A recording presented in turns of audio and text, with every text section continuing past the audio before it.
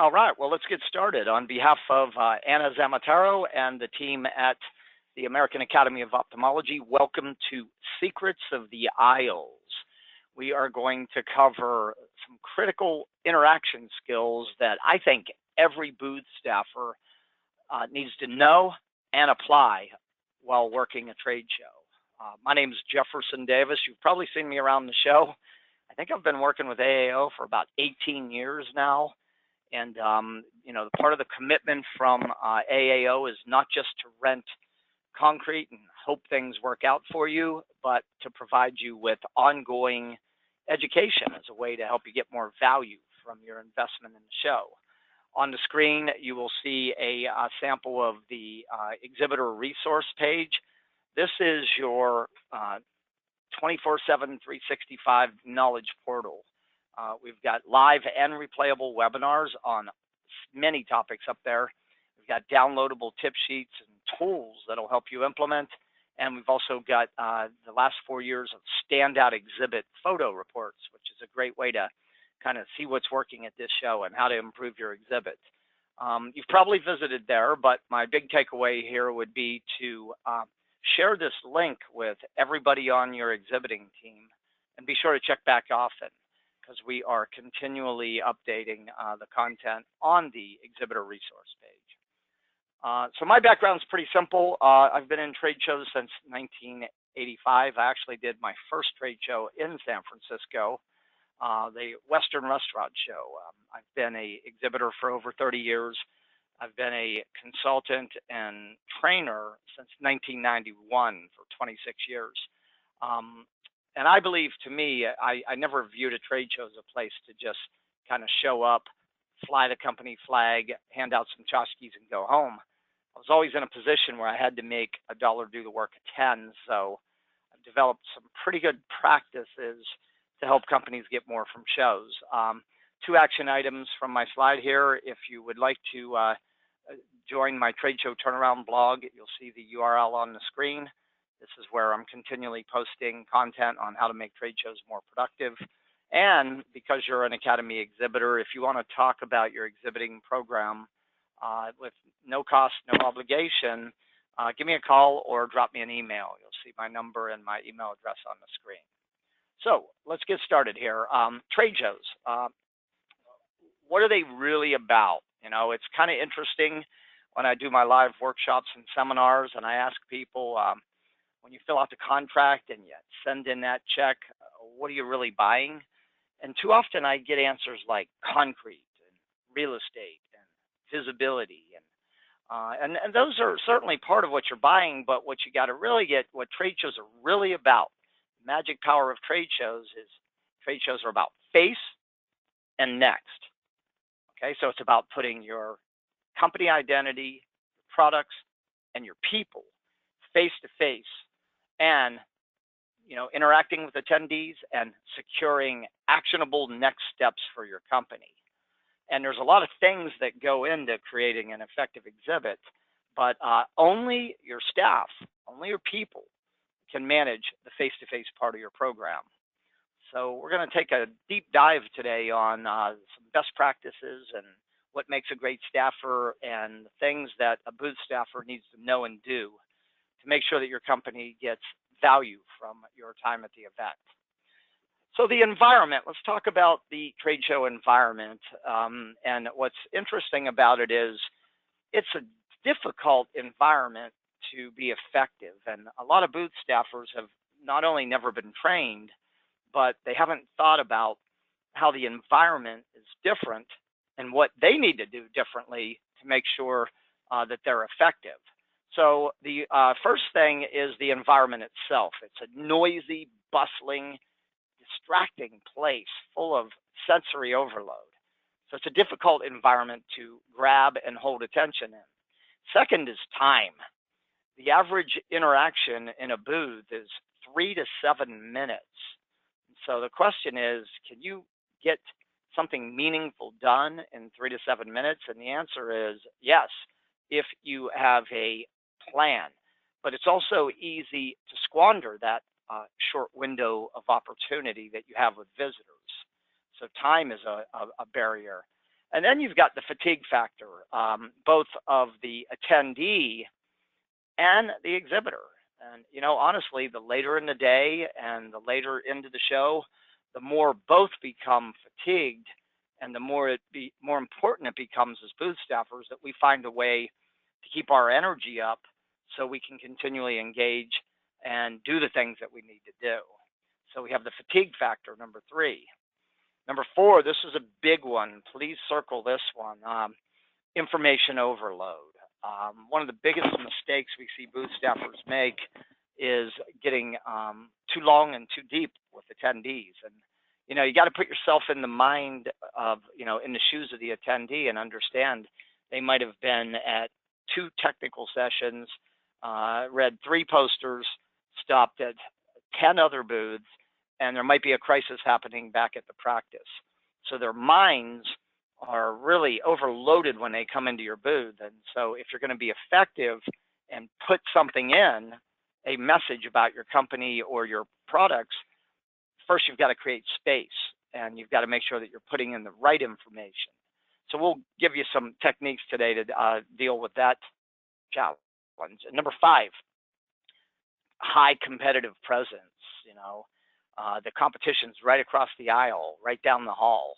And everything that you show, tell, say, and do will be very carefully weighed and compared to what your competition's showing, telling, saying, and doing. So the takeaway here is that this is a challenging environment. There are some barriers to being effective, and we need to have some strategies in terms of how to counter these barriers, how to jump over these barriers to make sure that our audience sees us, hears us, engages with us, and ultimately does something as a result of visiting our booth. So let's talk a little bit about the attendees. I've done about close to 100 panel discussions, and several years back I did it at the AAO meeting where we had a live session where we had ophthalmologists setting on a panel.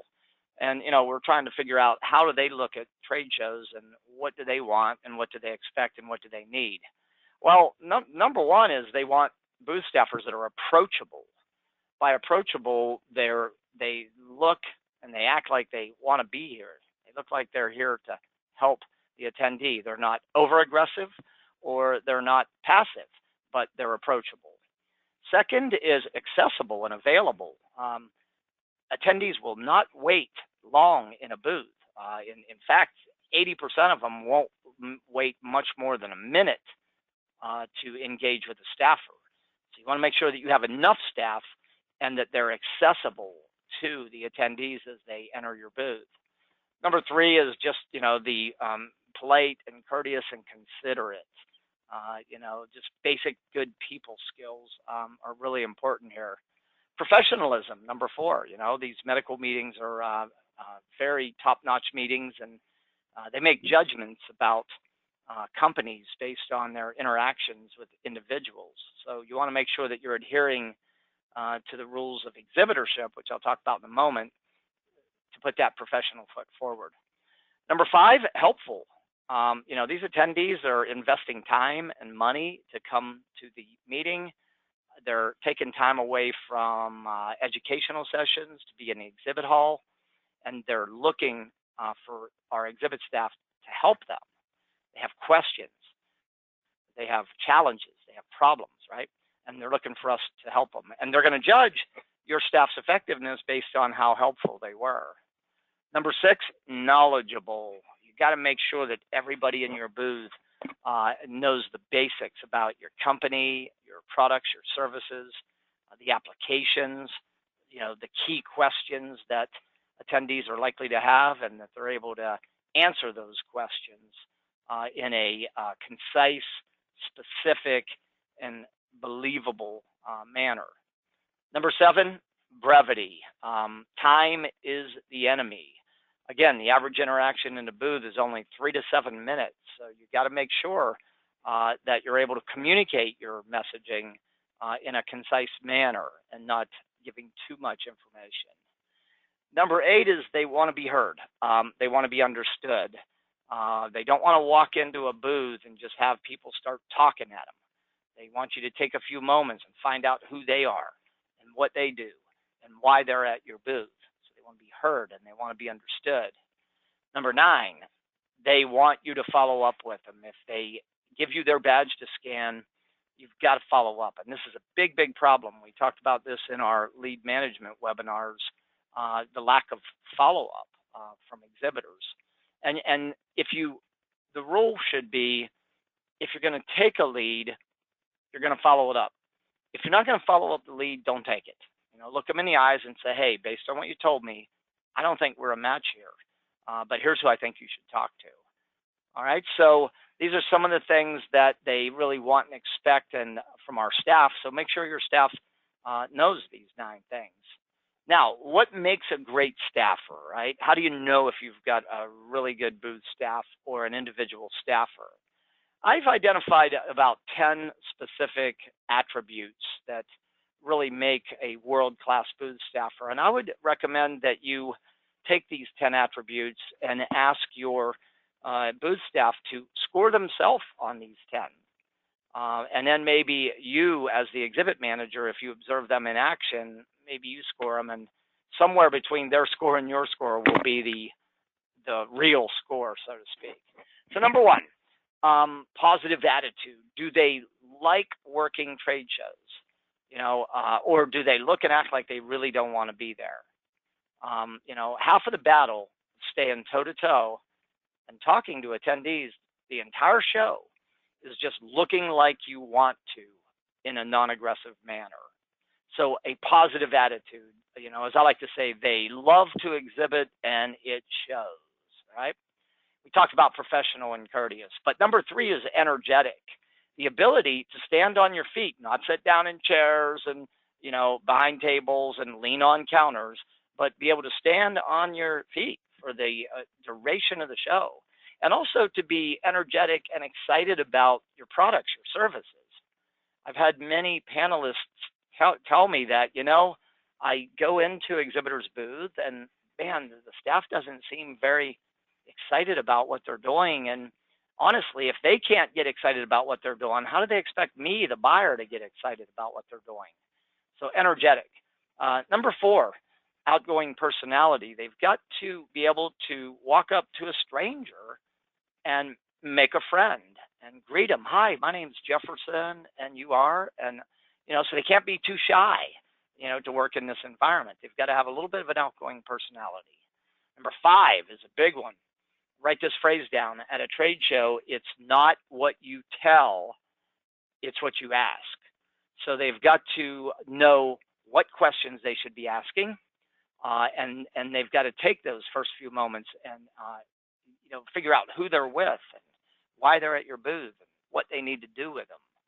And number 6 spins right off of number 5 is we don't ask questions just to respond. We ask questions to understand, right? So they got to be a good listener. And they listen not only with their ears, but they listen with their eyes. And they play back what they heard, and they ask for further clarification.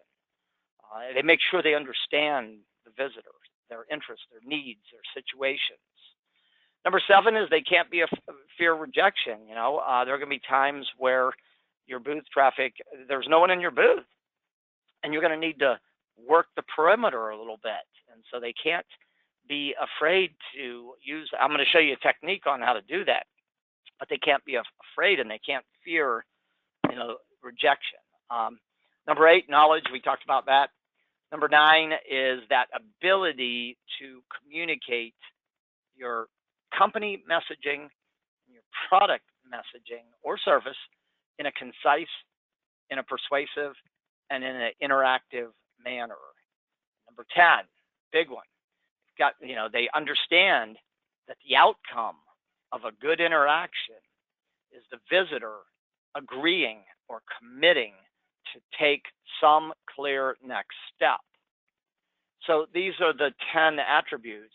If your booth staff scores well on these 10, you have a world-class booth staff. If your staff individually or as a group scores low on 3 or more of these areas, you might have a staffing problem, and that may be the single biggest factor that is limiting your ability to get results from trade shows. So I would again do some looking into who's working my booth and how they match up on these 10 attributes. And you know, if they do score low, you really have three options here. You can train them, right? Number two, you can look for it different departments in your company, like customer service and product managers and marketing. And number three, you can rent it. So you can train it, find it somewhere else in your company, or you can rent it in terms of your booth staff. And there are great companies out there that can put a professional staffer in your booth that can play a meet, greet, qualify, and handoff role. And it's some people go, well, it's a lot of money. Well, it might be anywhere from $250 to $350 a day for a professional staffer, but it might be money very well invested to make sure that you're putting your best foot forward at a trade show. So what are some of the mistakes that booth staffers make? Sometimes being effective is a matter of just avoiding some of the mistakes. So we want to make sure that our booth staff knows about these mistakes. Number one is passive. You know, they're sitting down with a cell phone in one hand and a Starbucks in the other. Or they're over aggressive. They're too aggressive. They're out in the aisles and they're accosting people in the aisles. So you got to find that middle ground. Don't be passive. Don't be over aggressive. Sitting in the booth. I see this a lot. Just sitting down and, or even worse, sitting while you're talking to a standing visitor. I see this a lot. This is a mistake. If you're sitting down, it kind of looks like, you're in your office space instead of your brand space. It looks like you might be taking a break instead of working. So stand up, right? Number three, congregating with other booth staffers. I look into the booth and I see 2 or 3 of your staff together and they're talking to one another about whatever. And they're basically looking like their booth staff is more important than the attendee. So you got to watch this. Talking on cell phones, texting in the booth, working on computers in the booth. All of these activities are things that send a message that something else is more important than you, the attendee. And that's not a good message to send for any company or any individual. Number five, failing to meet the visitor. And I'll talk about that in a moment. But too often we don't take the time to actually meet the person. We jump right into a product presentation. Or worse yet, we read their name off their badge and start calling them that having never been formally introduced. Okay, so number six, talking about your product services before you ask questions. And I'm going to give you some really good questions in a moment, but also if you do ask questions, using too many closed-ended questions that can be answered with a yes or no. Too much information, number seven. Remember this, less is more when it comes to presenting in a booth. Number eight, talking about product attributes and product features or service, but not linking them to the advantage or the benefit or the payoff to the visitor. We call this feature dumping, and it's ineffective. Number nine, ending the interaction with no discussion about what happens next. Just saying, well, if I can scan your badge here, we'll send you some information. Well, is information really the next step, right? Did the visitor ask for their badge to be scanned? So there should always be some discussion about what happens next.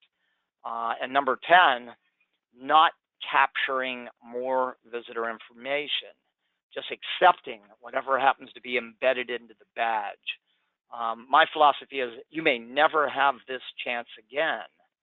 Stand there with this, ophthalmologist and ask the good questions, capture information that you would be otherwise unable to get. So don't squander the opportunity. So any combination of these mistakes here will limit your booth traffic. They'll limit the quality of the interaction. They'll limit the quality of leads you capture. If you're there to write orders, they'll limit the number of orders you get. And they ultimately could hurt your company's brand identity in the marketplace. So make sure your booth staff knows these 10 mistakes and avoid them at all costs. All right, so let's talk a moment here about kind of preparing your staff prep, if you will, before the show. Okay, so number one, make sure you have enough staffers. The rule of thumb is 50 square feet of open exhibit space per staffer. So if you're in a 10 by 10 booth, you have space for 2 staffers. Now, as you get larger, there is a saturation point where this 50 square foot rule will no longer make sense. But for most of you, being right around this staffing will put you at the right level. Number two, have a good mix of booth staff. Don't just put all salespeople or all distributors or all dealers, right? Mix it up. Have sales, have your service. Customer service people make great booth staffers. Have your product managers, your technical experts, have your marketing team, and have your management, your senior executives do a little bit of booth time too. So make sure you got a good mix of booth staff. Number three, I'm a big believer in having a firm booth duty schedule. So everybody knows when they need to be and where they need to be, and we have enough staff. My favorite staffing model in a 9 to 5 show would be have a team that does 9 to 1, then a B team that does 1 to 5, and then rotating the shifts out as the show goes on. Number four, make sure that everybody that's going to the show knows why your company's exhibiting, what your goals are for the show, and the roles and the expectations of the booth staff. So you want to make sure they know all this before the show. Number five is training, training your booth staff. You know, and this webinar here can serve as a great training product for you. You could show this, the replay of this at your pre-show meeting. It's only 45 minutes, and it'll deliver tremendous value. And number six, I believe that you should hold a pre-show meeting and some form of staff training about 6 weeks before the show, and then do a reinforcement version the day before the show opens. So these pre-show staff meetings and staff training before and at the show will make sure that everybody is able to manage interactions in the challenging trade show environment. All right, so let's get into some exhibiting skills here, talk about some things, best practices, what we as booth staffers should be doing. Well, the first big idea here is that the first 30 seconds are absolutely critical. The visitor is going to tune in or tune out very quickly, and they're going to make that decision in about 30 seconds. So something to keep in mind that the first buying decision is your people. Basically, they're making judgments about your company based on your staff, and they're asking questions like, am I comfortable with this person? Will I open up and share information with them? Will I listen to them? Do I believe them? Do I trust them? Basically, is he or she or they the type of people that I would do business with? People buy from people, and they make judgments, right, about your company and your products based on their interaction with your staff. And there's really only two exhibit engaging scenarios. Number one is the visitor walks up and into your booth. What do you do there? Number two, the visitor is on the perimeter of your booth. What do you do there? And what I've observed now, having done training and coaching for 26 years, along with the over 22,000 exhibit evaluations we've done, is that untrained staffers are usually ineffective in both of these scenarios. in terms of what they do from the perimeter and what they do when a visitor enters the booth. So what are the best practices on engaging? Well, engaging visitors from the aisle, you want to be careful. You don't want to be over aggressive, and you don't want to get in their face. But there are some things you can do, and I call it the SOS technique. So all you got to do is stand up, open your body posture, put a smile on your face, and look towards somebody. 9 out of 10 times when you do this, they're going to notice you. Why? Hardly anybody's doing it. Walk around the show floor and look at other booths and watch the booth staff. And once you look toward them, either acknowledge them or greet them. Hi, how you doing? Good morning. Sometimes it's not even words. Sometimes it's just a nod of the head, right? And then watch for signs of interest. Watch what they do as you have executed this SOS. They'll often be walking down the aisle at a pretty fast pace. You'll SOS them. They'll slow down. They feel obligated to look at your booth. And in their mind, they'll quickly run 2 questions. What do you do? And why should I care? And I hope your booth answers these 2 questions. If it doesn't, you got some work to do. But watch for signs of interest. And then, you could ask open-ended questions. But here's the thing. You don't want to get too specific when they're not in your booth on the types of questions. So some examples of good perimeter questions are, how are you enjoying the show? What brought you to the show? What's been one of the coolest things you've seen so far? These are more icebreaker type questions. Now, there's a different question when they come into your booth, but remember, they're not in your booth yet. Okay, so these questions are more general about, the show and why they're attending and, what they're looking for. What brought you to the show? These are any one or combination of those open-ended questions will get a conversation started. Next, when a visitor walks up to and enters your booth, it's a whole different level of engagement, right? So the first thing you want to do is greet them. Like you're glad to see them. Hi, good morning, good afternoon. How are you doing? It's so nice to meet you, right? And second is verbally welcome them to your booth. They've made a decision out of 700-800 booths to stop at yours. Welcome them. Hey, welcome to Competitive Edge. Number 3, meet the person. Do not read people's names off their badge. You're assuming that, 1, they're wearing their own badge, but you're also assuming a relationship that does not yet exist if you don't know this person. So you're never going to get a second chance to make a first impression. So meet the person. Hey, my name is Jefferson Davis, and you are, right? That'll get them to introduce themselves.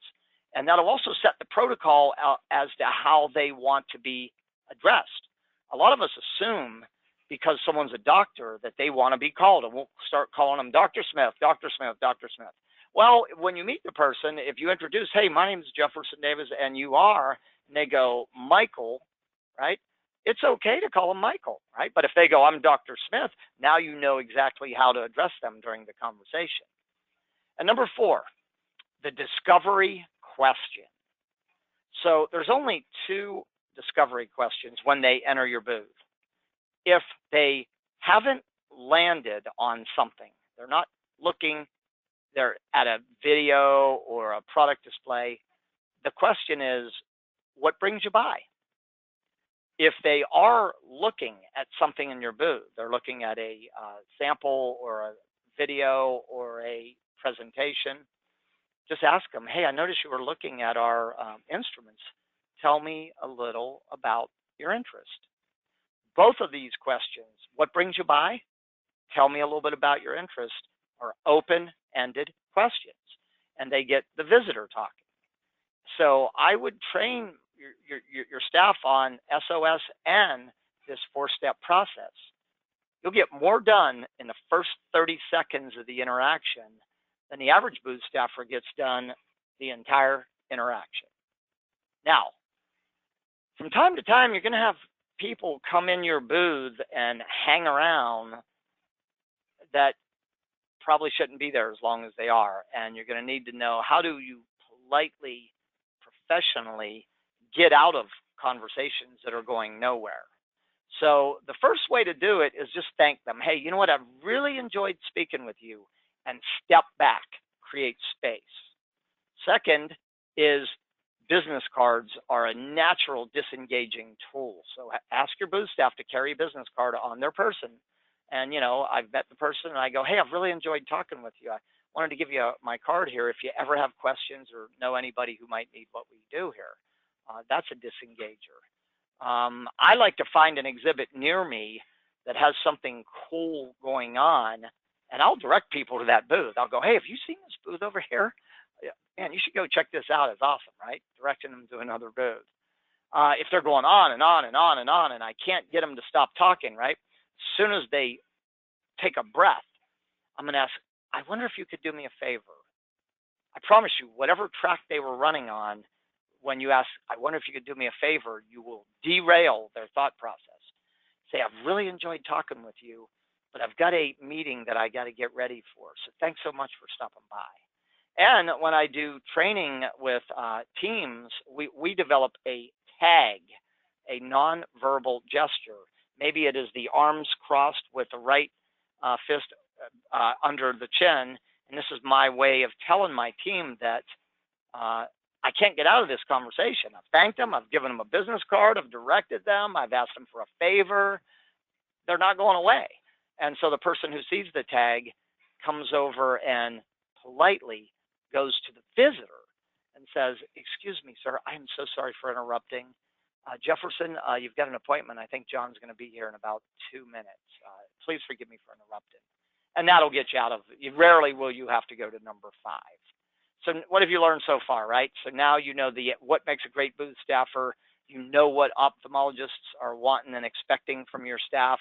You know the 5 barriers to being effective at a show. And you also know that trade shows are about face. You now know how to get into interactions when they're on the perimeter and when they enter your space, and you know how to get out of interactions. So we're covering some very practical, workable techniques here. Let's talk about questioning, okay? You should spend the first few moments of the interaction, you know, asking questions, not talking about yourself. So it's not what you tell, it's what you ask. And he or she who asks the questions is going to control or guide the conversation. But you don't want to come across as an interrogator. The goal is not to interrogate, but to communicate. So some 3 things that I think, and I train my booth staff, and whenever I work with companies, we don't say much of anything about our company or products until we know who we're with, why they're here. You know, there's 600-700 other booths they could be at. They're at ours. Why are they here? And what we need to do. The only way you're going to get there is by asking questions. So to make your questioning more effective, first of all, you got to know them in advance. You have to think through the natural flow of questions and then put them into that flow too. So you're not asking hard questions too early or intrusive questions too early. The majority of your questions should be open-ended, that get the visitor talking, that they can't be answered with just a yes or a no. You want to ask your questions in a very gentle, in a non-interrogative tone. Tell me about this.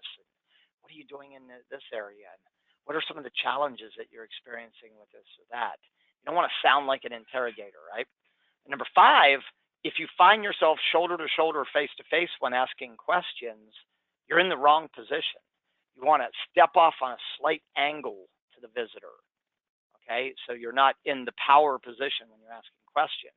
And number 6, if you want to make sure they hear the question and you want to get deeper, more detailed answers, drop their name on one of your front-end questions and one of your back-end questions.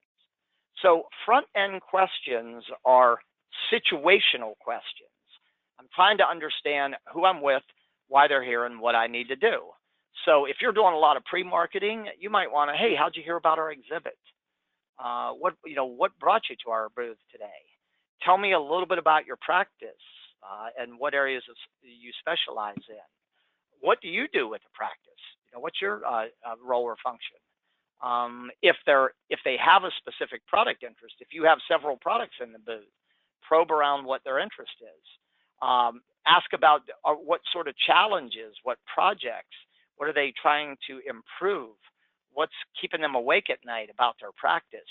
And so spend these first 2 or 3 minutes of the interaction gaining understanding by asking front-end situational questions. Then you can go and present your company or product messaging. After your presentation, you would circle back on your qualifier, your harder qualifying questions, like this person's role in evaluating or making the decision. Who else besides themselves? Do they have a particular process they go through when evaluating your type of product or service? Is there money? Is there a budget? Is there funding? What is our next action, and when does that next action happen? So I would recommend that you take and design your natural questioning process and train your booth staff on guiding the conversation by asking the right questions. All right, so speaking of questions, we've only got a few minutes to go. I've got a lot of ground to cover, but I want to give you this chance right now to catch your breath. I know I'm throwing a lot at you here. This 45 minutes is the equivalent of what we would do in a 3 to 4 hour training workshop. So if any questions have come to mind, now would be a great time to go to your question queue, type it, and press send. And while you do that, I'm going to continue on with the content and then pick up the questions on the back end of the presentation. Okay, so you've engaged the person, you've asked questions, now it's time for you to present. And anytime that you're talking or showing or telling them something, you're in presentation mode. So it's important to define the real purpose of a presentation or interaction. It's not to tell the whole story. It's to give them just enough information so they want to know more or want it, and therefore be willing to take a visible next step with your company. Just enough information, keyword. Okay. Now, many of you, one of the things you should do is, if you're not a big, well-known brand, you have to position not just your products, but your company.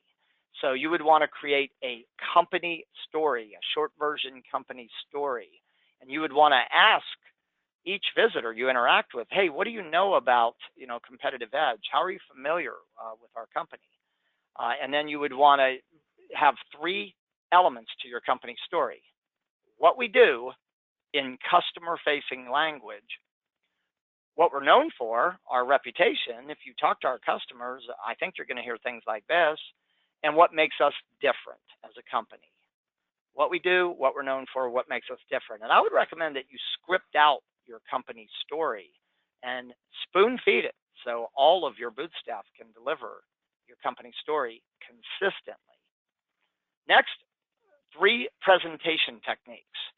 Number 1, familiarity, okay?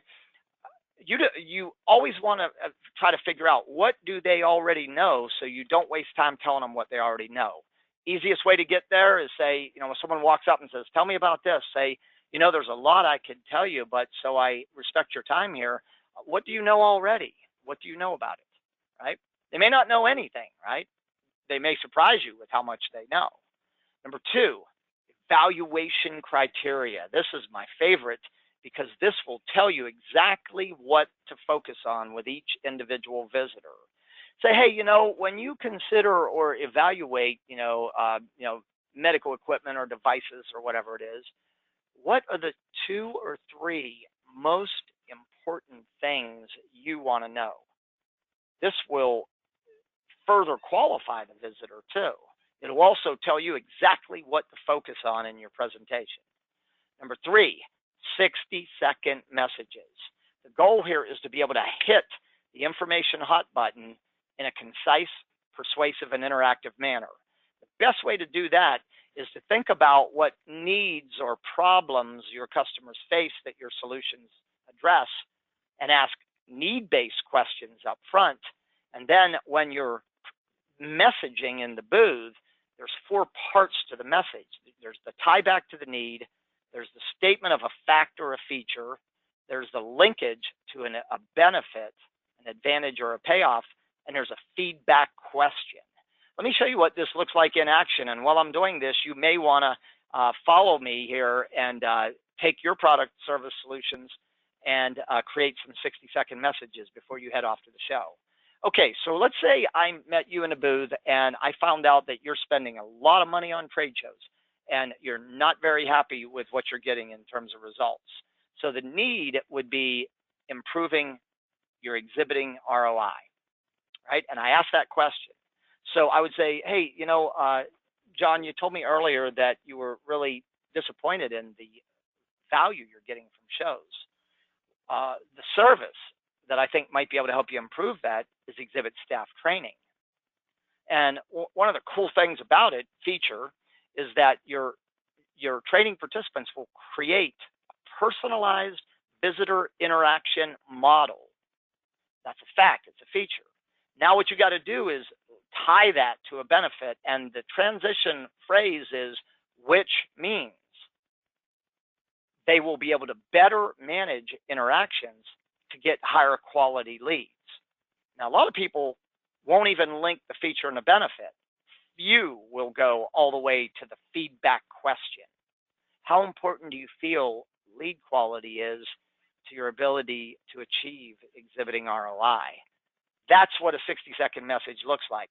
And all it takes is one good 60-second message, just one, to get the visitor to go, this is awesome. I got to know more. Okay, so homework, take your featured solutions, identify the needs they address, script the questions to get the visitor to talk about the need, and then deliver your 60-second messages. All right, now we're in the final piece here. How do we get the visitor to commit to the next step? Well, remember this, when we say close, what we're talking about is that what happens next. When do you close? When you get positive feedback from the visitor. And that's why it's critically important that you ask the feedback question. What are your thoughts on this? How do you see this helping you? How does this compare to what your current supplier or process? And then you got to talk about what the next action is based on who the visitor is, where you are in the relationship, and the sales cycle. So it's important for you to identify what your typical next actions are from the strongest to the weakest. Okay, and here's the technique you use. It has 2 steps to it. Mary, based on what you've heard so far, does it sound like this might be worth learning a little more about, taking a closer look at? Or if you want to strengthen it up, work for your situation. And I'm looking for positive feedback here. As soon as I get it, if the visitor has been very engaged, then go ahead and call the next step. Say, why don't we go ahead and set up a meeting, a visit, get you whatever the next step is. But if there's any uncertainty or hesitancy on the visitor's part, collaborate on the next step. Just say, what do you think our next step should be from here? How can we best help you learn more? If the visitor collaborates on the next step, their commitment to it is more real. So let's talk about leads here as we wind this down, okay? If, you know, for most of us, the real product of a trade show is leads. The problem is what many of us call leads are not really leads. If you haven't watched the webinar on improving lead quality on the Exhibitor Resource Center, I strongly encourage you to do so. This is one of the elements, is defining your leads. So personal interaction, questions asked, answers captured, next step, identified and agreed to by the visitor. That's a lead. Business cards in a fishbowl in someone's pocket, just scanning badges with no engagement and those are not leads. They're more like inquiries or maybe contestants, right? So talk with your sales team, your dealers, your distributors, however you go to market, and ask them, what information would you like us to capture to help you understand and value the lead? And get more than just what's embedded in the badge.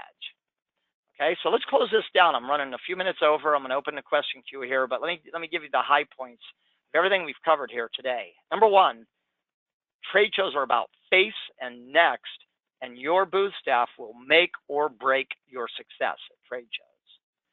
Remember, attendees are going to make judgments about your company and your products based on their interaction with your staff. strategy should be best people forward, right? Don't just send them out there and hope they know this. Don't just hope they figure all this out.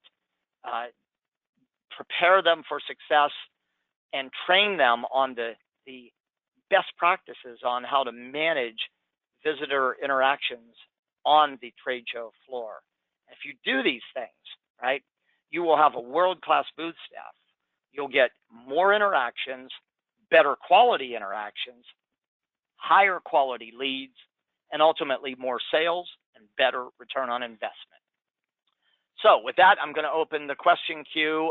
For those of you that got to jump right now, this webinar was recorded and it will be uploaded to the exhibitor resources page on the AAO website.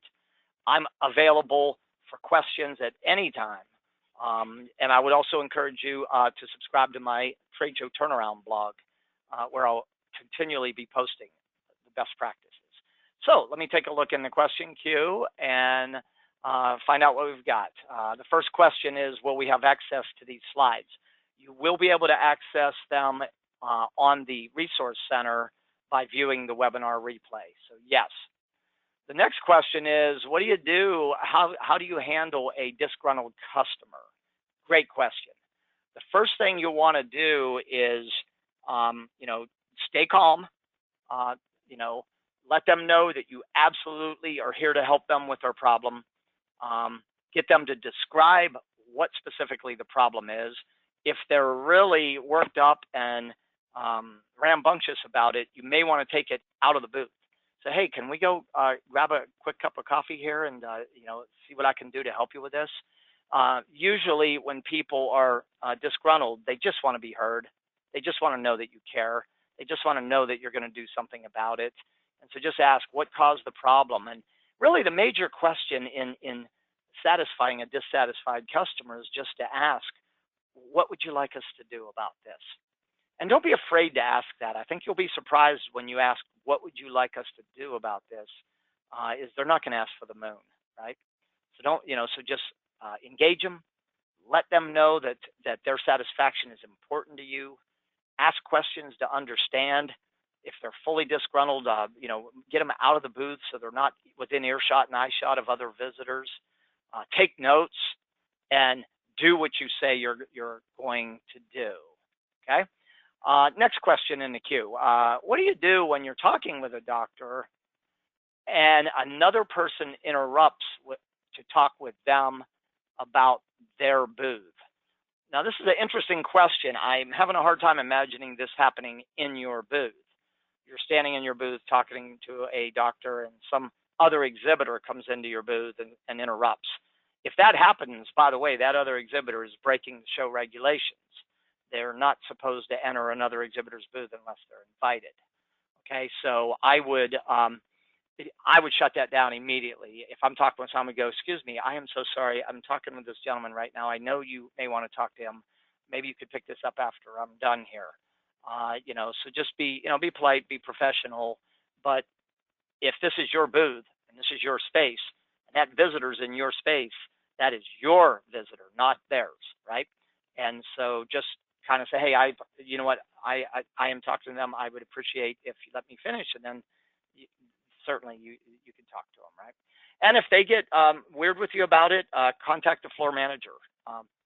Let the show know that they were in your booth, talking to visitors in your booth, and the floor manager will take care of that. All right, that is all I'm seeing for questions. So I want to thank everybody for logging in. I want to thank you for being an exhibitor at the AAO annual meeting. Take these ideas, share them with your booth staff. You will have a very well-trained booth staff that will help you get a whole lot more from the time and money you're investing in trade shows. So on behalf of Anna Zamatero and Deborah Rosenkrantz from AAO and Jefferson Davis here at Competitive Edge, thanks for logging in. Thanks for being an exhibitor. We will see you at the meeting very soon. Have a great day.